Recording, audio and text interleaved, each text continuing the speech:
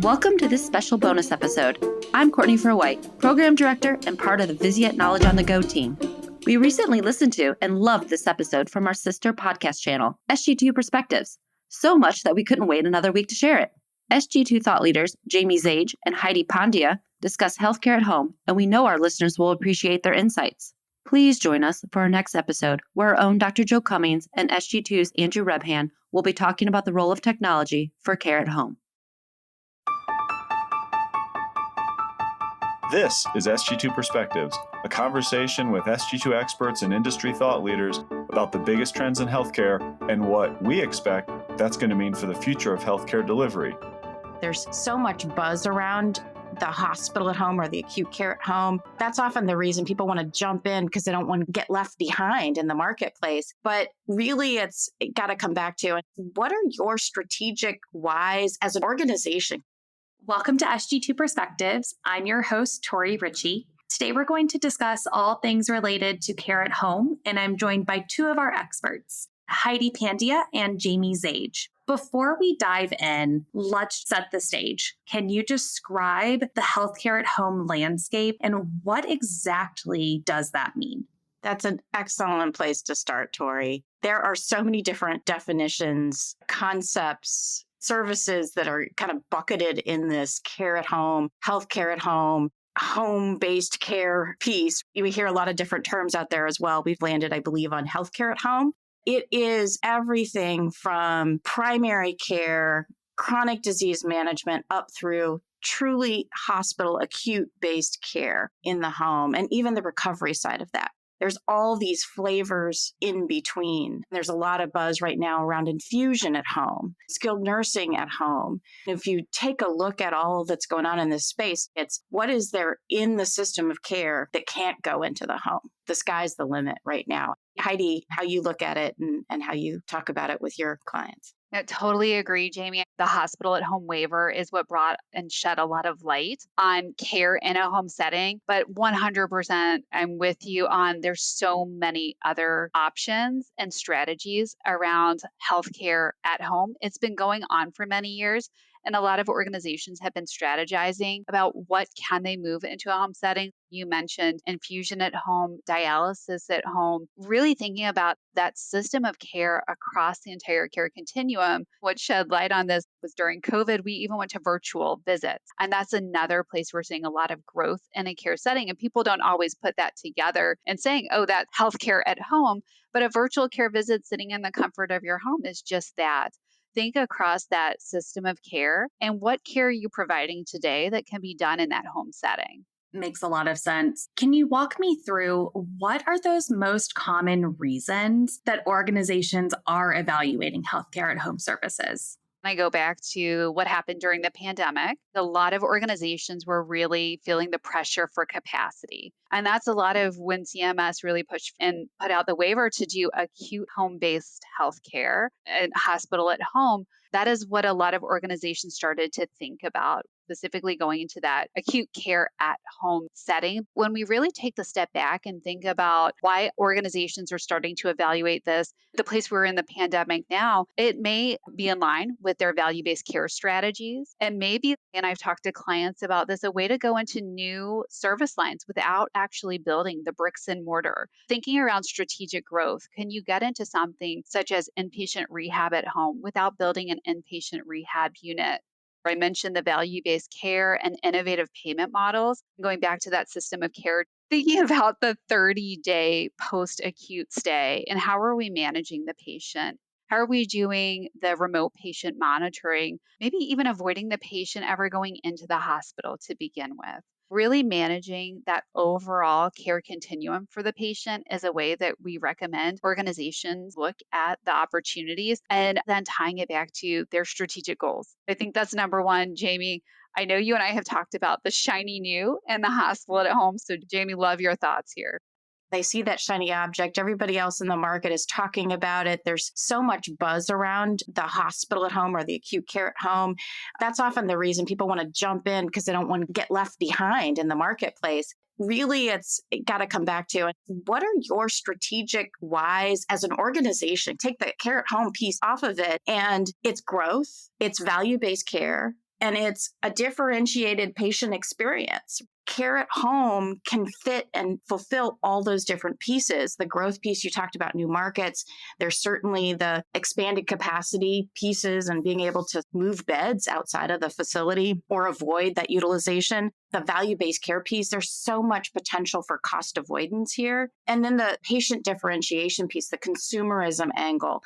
How do you tap into what the consumers want and their experience? When we start to get to a place in healthcare delivery, whether it's acute care or it's ambulatory care, care at home is a way to potentially differentiate how you deliver the services, how you meet the patients where they are, or in the case of those individuals who are challenged by their social determinant status, it's a different way to help create access. It can really be that approach to address the strategies you're trying to do and all the other aspects of what you're trying to build. Jayme and I were recently talking to a member about access. It was less about capacity and more about that access. And I love that you touched on that because the consumerism side and meeting the patients where they want to be met. Across the board, we see patients are looking for that ease of access. They're looking for low cost and organizations to really be in their backyard as much as they possibly can. We don't want to get in the car and drive 30 minutes. Is there an easier way, especially when I'm managing a family or managing balancing with a job, whatever that may be? So thinking about meeting the patients where they need to be met, not just where they want to based upon their own experiences and their own needs, and tying that back to how do we then grow access? How can we expand our footprint? How can we expand the service area we've traditionally defined by drive time into going further out and bringing care to patients in different communities? You don't have to do the bricks and mortar in those communities to bring your care and your brand to them. The other thing that comes up when we talk about the strategic why, and where both on the intelligence and on the consulting side, we always get the question, what's the ROI? How do we measure the success financially of this? And that always comes into play, whether it's growth or value-based care. There's a financial component to it. And the reality is for most of the care at home services, it's really challenging. And the more complex you get with hospital at home, the harder it gets to actually do a direct ROI until you can get to really a big scale, which is not easy to get to. You have to look at it in terms of some of the other cost avoidance pieces. You don't have to build more buildings or add more capacity from a physical plant perspective. You may not need to pay top dollar for rented staff for your locum tenens and your traveling nurses and the like. That may be a cost offset that you can make the business case for. That's why we talk a lot about value-based care in this space, because if you're an organization who's taken a lot of risk or you've got your own insurance plan, now you can say, if we do this payment model in a way that keeps the organization as a whole driving that value agenda, then that's a win as well. We get that question across intelligence, across consulting, and very specifically, what volume do I need to see to make this make sense? And I bring it back to what you said around the strategic why. There's so many different ways to calculate that ROI. From a capacity perspective, we think about the ability to transition some lower acuity patients outside of the hospital to a home-based setting, but then backfilling and really utilizing those beds for tertiary, quaternary patients. That's one way. You're value-based and you're taking risk comment as well. I just always talk to clients about bringing it back to your strategic imperatives. What are you trying to achieve? And then let's think about how you track and monitor and calculate your ROI based upon the reasons for which you're even thinking about going down this path. Makes sense. There are so many opportunities in this space, so many potential avenues to consider. If an organization is interested in adopting or expanding a healthcare at home program, where do they start? How do you help them prioritize their various options? You're probably going to think I sound like just a broken record. I'm going to say, go back to your why. Organizations are looking for us to say, think across your continuum and start in this very specific care at home space. And they want us to say, start with SNF at home or start with inpatient rehab at home. If that doesn't fit within the strategies and the strategic imperatives of an organization, we wouldn't recommend you start there. It's exactly what you said on prioritizing, Tori, and going back to what are you trying to achieve across your organization? What are your strategic imperatives? What are your strategies in place to help you get there? Now let's prioritize those strategies and opportunities and see where Care at Home fits into those strategies and prioritize those aspects. There's no one solution for every organization. So it's really hard to say, oh, everyone should start here. Everyone's in a different place across their overall strategic journey as well. So that answer really does vary based upon what an organization's trying to achieve, what they currently have in place, and where they're trying to go, and what return they are looking to get out of these types of strategies. That's my perspective. I wish I could say, like, here's the roadmap that fits for everyone. It's just not that simple. Jayme, really welcome you jumping in with your perspective there too. You touched on the importance of understanding your own organizational strengths as well. What are you already good at? What are you already doing that can be transferable to that care at home environment?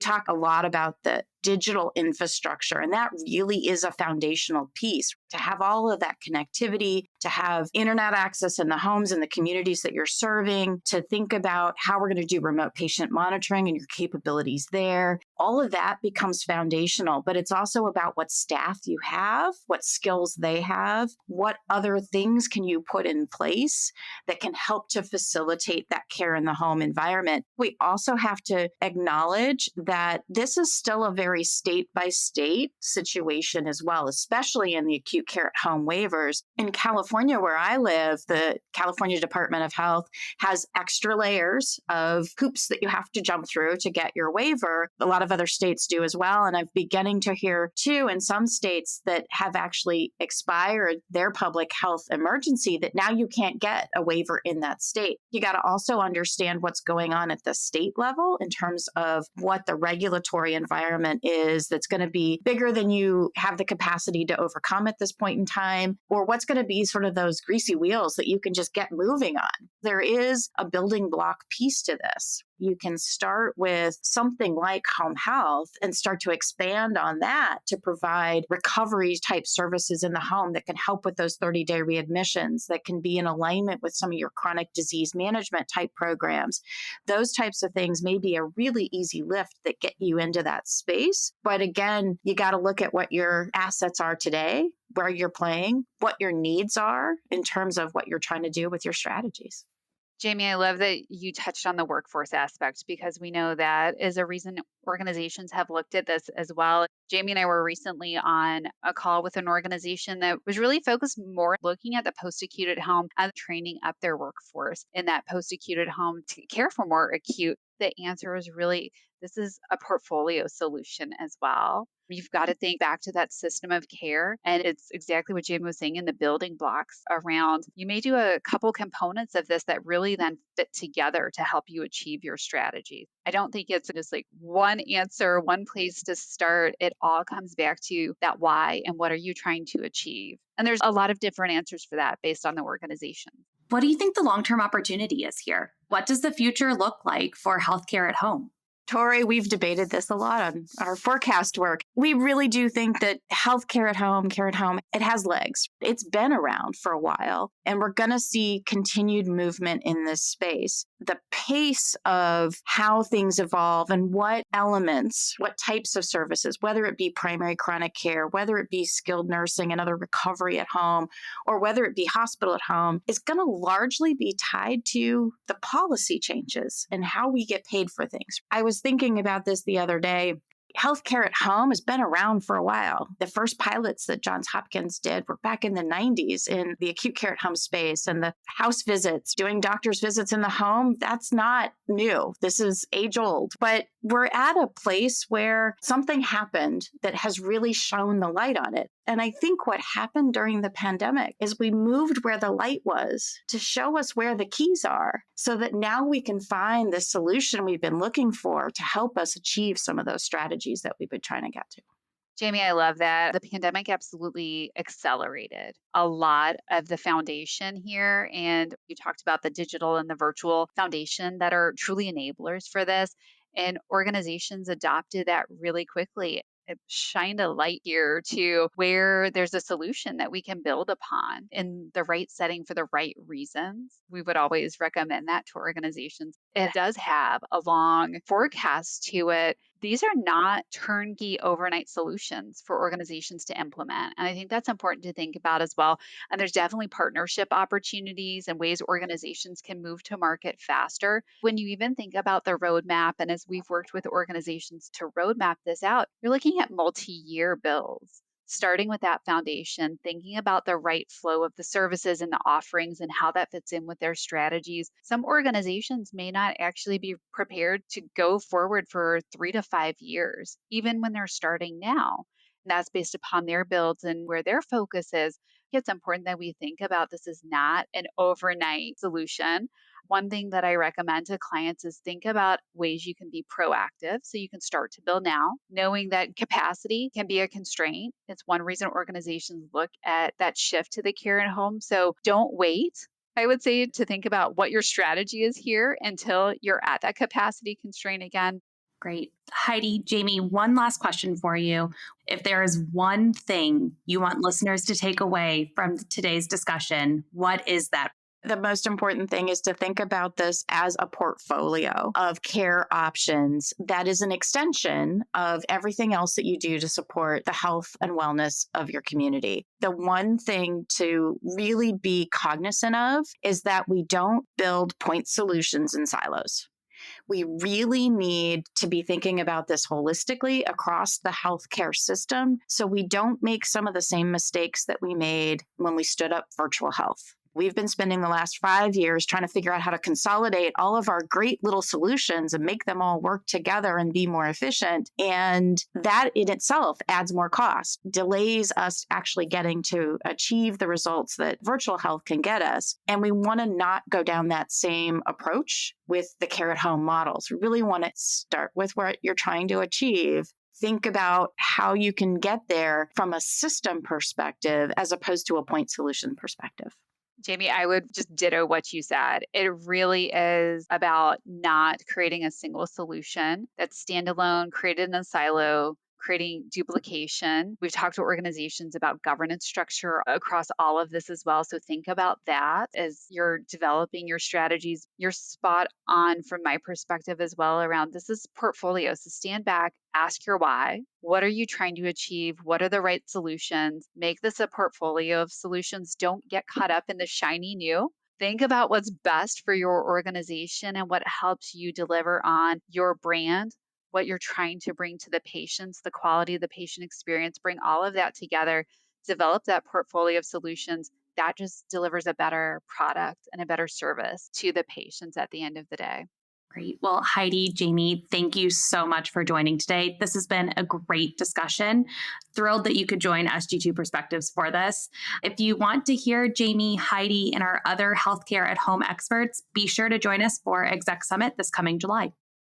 Thanks so much for listening to SG2 Perspectives. As always, I really value your feedback, input, comments, or ideas for episodes, and you can reach us at sg2perspectives@sg2.com. Additionally, I recommend that you check out some of the other Vizient podcasts, which cover a range of clinical and operational areas. Those can all be found at vizientinc.com/podcasts.